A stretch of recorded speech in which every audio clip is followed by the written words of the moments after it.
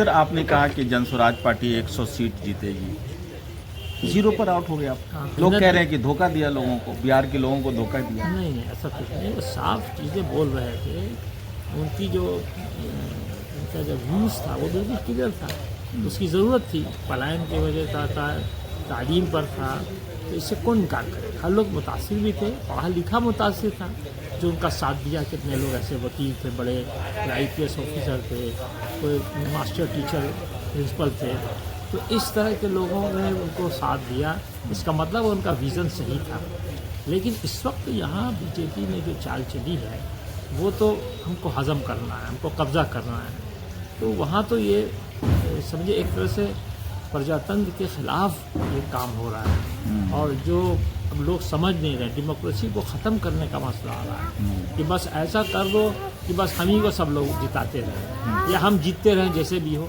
हमारे साथ बात करने के लिए सैयद शाह अली सज्जाद साहब है, जो कांग्रेस के पूर्व जिलाध्यक्ष और अभी जनस्वराज पार्टी के संयोजक हैं।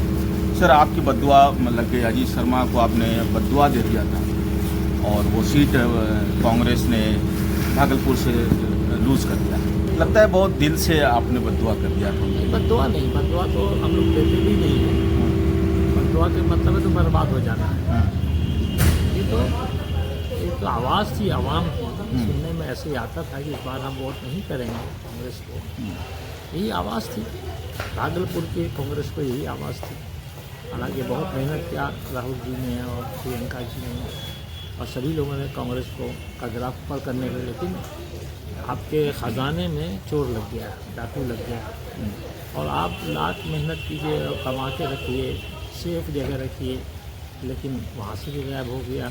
तो ये तो चोरी है, साफ़ सुथरी चोरी है। दूसरे ये है कि 10,000 जो इलेक्शन के 1 दिन पहले, 2 दिन पहले, 3 दिन पहले ये जो 10,000 दिया जा रहा है, इसका मतलब आप वोट खरीद रहे हैं।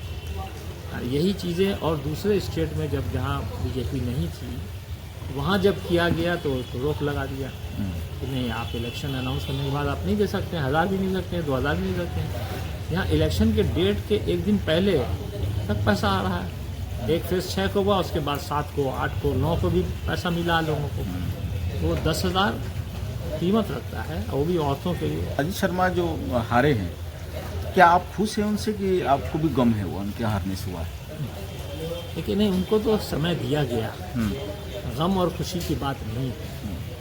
इसी भाई साहबा की सिफत में से रहा है कि अगर दुश्मन भी को तकलीफ हो तो उससे खुश नहीं होना चाहिए। हम खुश नहीं हैं कि हार गया वो, हम खुश नहीं हैं भाई, असल उनके काम की वजह से। हालांकि बहुत चाहते थे लोग उनको, 3 बार जिताया भी, तो ये उनकी गलती खुद की है। और ज़बान का प्रॉब्लम है उनको, यानी सब कहते जो जिस तरह से बात करना चाहिए। आप हाकिम नहीं हैं, आप बादशाह नहीं हैं, आप मंत्री नहीं हैं, सबसे अच्छे से बात कीजिए। जो भी आए उससे आपको अच्छे से बात कीजिए। आप किसी को गुड़ नहीं दे सकते हैं, गुड़ जैसी बात तो कर सकते हैं। ये इनसे कमी हुई है।